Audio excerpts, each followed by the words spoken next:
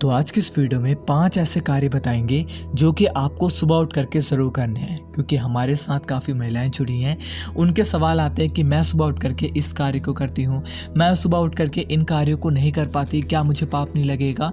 तो काफ़ी सवाल आते हैं, जिसके बाद मैंने 5 ऐसे कार्यों का संलग्न किया है जिसको अगर आप कर लेते हैं तो आपको सब चीज़ों का फल मिल जाएगा। नहीं तो अधिकतर आप एक अच्छी दिनचर्या को लेकर के स्टार्ट करेंगे, जिससे आपके घर में लक्ष्मी माता ज़रूर वास करेंगी। आप सोचेंगे कि लक्ष्मी को ऐड करने की क्या ज़रूरत है, ये तो सब कहते हैं कि लक्ष्मी का वास होगा, परंतु आपको सच में नहीं पता। अगर आप भागवतिक हैं, भगवान से जुड़े हैं, तो ही इन बातों को यकीन कर पाएंगे, वरना तो यार लोग जी रहे हैं ज़िंदगी, काट रहे हैं अपनी ज़िंदगी, तो उनको नहीं समझ में आता। तो मैं सबसे पहला आपको काम बताऊंगा कि महिलाओं को सूर्योदय से पहले ज़रूर उठ जाना चाहिए। काफ़ी महिलाएं उठती हैं, सुनना मेरी बात, आप में से काफ़ी महिलाएं इन 5 कामों को पहले से करती होंगी, तो मिलाते चलना। आपको कम से कम ये प्रसन्नता होगी और मोटिवेशन आएगा कि हाँ यार, मैं इन कार्यों को करती हूँ, मैं एक सही पथ पर हूँ। और काफ़ी महिलाएं सुबह जल्दी नहीं उठती।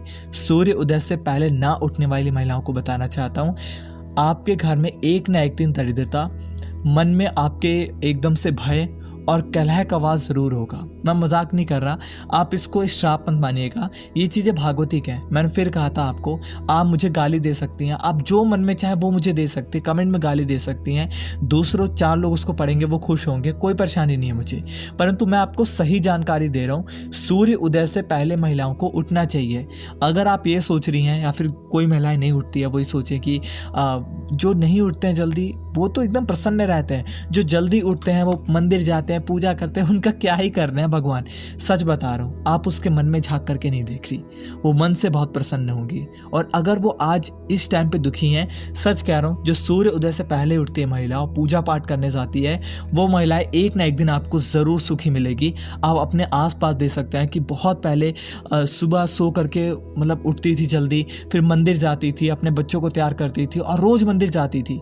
और आज के टाइम पे आप उसको देखें पहले की हालत से अब की हालत में, तो आपको पता चलेगा कि काफ़ी चेंजेस आ गए हैं उसके अंदर। मैं सच बता रहा हूँ। तो जो महिला ये सोच रही हैं कि मैं तो जल्दी नहीं उठूंगी, मेरी तो ज़िंदगी अच्छी चल रही है, पति का बहुत अच्छा पैसा आ रहा है, तो कृपया करके ऐसा ना करें, क्योंकि जिस दिन आपका पुण्य नष्ट हुआ, पैसा रुपया कलह ये सब, पैसा तो रुपया तो चले जाएगा, कलह अशांति ये सब आपके मन में आ जाएगा।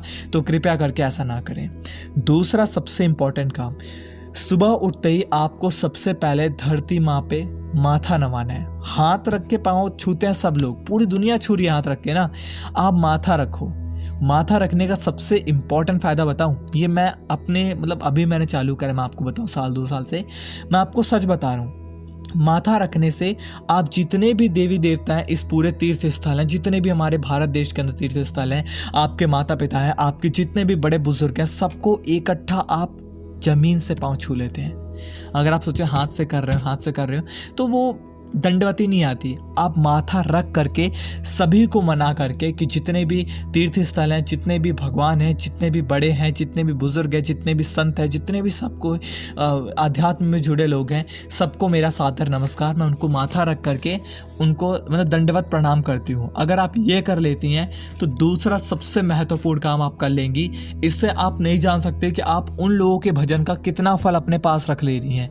ये सबसे ज़रूरी काम है, ये मैं बताना नहीं चाह रहा था, बट मैंने आपको बताया। मेरी बात मानोगे तो सच कह रहा हूँ, हाथ रख के तो हर कोई करता है, आप माथा रख करके करना शुरू करो एक बार, आपको बहुत आनंद आएगा, आपके जीवन में बहुत प्रगति होगी। सच कह रहा हूँ, बहुत प्रगति होगी। तीसरा सबसे ज़रूरी काम, सुबह उठ करके अगर आप ये सब काम कर लेते हैं, सूर्योदय से पहले उठ के माथा नवा दिया, उसके बाद आप बाहर जा कर के लोटे तांबे आप रखते होंगे ना अपने घर के बाहर जल, उस तांबे के जल को बाहर पहले छिड़कें। सबसे ज़रूरी काम है, पहले उसको बाहर छिड़कें, फिर अंदर से बाल्टी ला करके बाहर आराम से धोए पोछें, ये ज़रूरी काम है।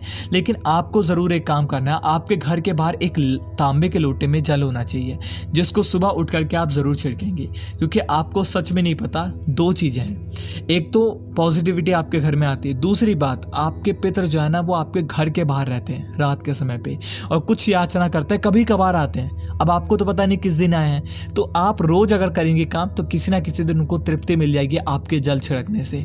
तो इस बात को ज़रूर करा करें, ये सबसे ज़रूरी काम है। अगर आप सुबह उठ करके तांबे के लोटे की जल का अगर जो बाहर रहता है उसको बाहर छिड़के फिर से उसको भर करके वहाँ रख दें, ये बहुत बहुत पुण्य वाला आप काम करेंगे, बहुत पुण्य वाला काम। आप नहीं जान सकते कि इससे आपको कितना फ़ायदा मिलेगा अपने जीवन में। इसके बाद रसोई घर में अगर आप प्रवेश करती हैं या फिर आपको प्यास लग रही है, आप कुछ भी कर रही हैं सुबह उठ करके या फिर पानी पीते हैं, बहुत अच्छी बात है पानी पीना, तो सबसे पहले रसोई घर को प्रवेश करने से पहले प्रणाम कर लें, सबसे ज़रूरी काम है। अगर आप रसोई घर में डायरेक्ट प्रवेश कर रहे हैं तो वो मंदिर है एक तरीके से। मंदिर में जब प्रवेश करते हो आप बिना हाथ नीचे रखे, माथा नीचे रखे आप कभी भी अंदर नहीं जाते। आप ज़रूर एक बार प्रणाम करते हो, तब मंदिर की जो सीढ़ियाँ उन पर आप चढ़ते हो। वैसे ही आपकी रसोई है, वो अन्नपूर्णा माता का घर है, वहाँ पर आपका उधर पेट भरता है। अगर वो आपसे प्रसन्न रहेंगी, आप चाहे कितनी भी दुख विपत्ति में रहो, आपको खाने पीने की कभी कमी नहीं होगी। ये सत्य की बात है। तो अन्नपूर्णा माता आपसे हमेशा खुश रहें, आपका उदर पोषण होता रहे, आपका पेट भरता रहे, इससे बड़ी और क्या चीज़ हो सकती है। तो सबसे ज़रूरी रसोई में प्रवेश करने से पहले प्रणाम जरूर करें। और सबसे ज़रूरी बात भी आती है कि नहा धो करके ही प्रवेश करें। खाना बनाने के लिए, पानी पीने के लिए तो आप जा सकती हैं माथा टेक के, लेकिन खाना बनाने के लिए कहा जाता है। इसके ऊपर एक अलग से स्पेसिफिक वीडियो आएगी, क्योंकि सिर्फ नहाने धोने से काम नहीं चलेगा। कुछ काम होते हैं ऐसे जो कि आप रसोई में जा करके सुबह में गलत कर देते हैं, जिसकी वजह से काफ़ी लोग जो है वो मानसिक क्लेश और इन सब चीज़ों से जूझते रहते हैं। इसके बाद घर में जितने भी आपके बुजुर्ग हैं, सास हैं, ससुर हैं, अब मैंने देखा है काफ़ी महिलाओं को कमेंट करते हुए कि हमारी सास बहुत लड़ाकू, हमारी सास तो बहुत वो है, हमारी सास तो नहीं सुनती है, कुंडी लगा करके बैठी रहती है, नहीं मानती, मैं तो पाँव नहीं छूँगी। मत छूइए आप पाँव, कोई परेशानी नहीं है। लेकिन अगर आपके घर में बड़े बुजुर्ग हैं तो ये आपको शोभा नहीं देता। मैं तो यही कहूँगा कि शोभा बिल्कुल नहीं देता। आप ये सोचिए ना, वो बड़ी हैं। अगर भगवान आपके सामने है, भगवान आपसे थोड़ा सा रूठ जाए तो आप क्या करेंगे? नहीं मैं बात नहीं करूँ, ऐसा करेंगे नहीं। आप भगवान से कहेंगे भगवान मान जाए, ऐसा मत करो। या नहीं मान जाओ तो आप प्रणाम जरूर करेंगे, चाहे भगवान रूठे हो। वैसे ही आपके बड़े बुजुर्ग होते हैं, आप उनके पाँव जरूर छुएं। बेशक आपके मन में मुटाव है, पाँव जरूर छुएं। एक न एक दिन ऐसा आएगा कि उनकी बुद्धि दीक्षित होगी। और अगर आपके घर के बुजुर्ग मतलब ऐसा है कि बहुत हाई सिचुएशन बन चुकी है जो नहीं कर सकते, तो एक काम ज़रूर करें। जब आप सुबह पृथ्वी पर अपना माथा रखेंगे तो उनको ना दिल से कि मेरे जो बुज़ुर्ग माँ, सासू माँ है, सास हैं, जो भी आपके घर में बड़े हैं, मैं उनको प्रणाम करता हूँ। दूर हैं, आपके घर से बहुत दूर हैं, तो भी उनको माथा रख करके याद करें कि मेरे माँ, मेरी सासू माँ, मेरी बड़ी माँ, मेरे जितने भी बड़े बुज़ुर्ग हैं, सबको मैं माथा रख करके यहीं से प्रणाम निवेदित करती हूँ। फ़ोन करने की ज़रूरत नहीं है, आप सबसे पहले माथा रख करके अगर कर लेंगे तो भी आपका एक कार्य हो जाएगा। वरना तो अगर आपके घर में है तो इससे बड़ी सेवा नहीं हो सकती, इससे बड़ी सेवा नहीं हो सकती। मैं बस आपको कह सकता हूँ, मुझे गाली दीजिए कमेंट में, कोई परेशानी नहीं है। आप लिखेंगे कि सासू माँ कहती तुम लोग को क्या पता, तुम तो आदमी लोगों, जानता हूँ मैं, क्या कर सकते हैं। राधे राधे जपो। और जो मैं कह रहा हूँ प्लीज़ अगर ऐसा करेंगी, अपने मन में किसी के प्रति क्षोभ ना रखो, चाहे वो आपकी सास है या कोई भी क्यों ना हो। ठीक है, धन्यवाद आपका, आपने यहाँ तक देखा। ऐसे और भी सवाल आते हैं आपके मन में, आप पूछ सकते हैं हमसे कमेंट में। धन्यवाद आपका।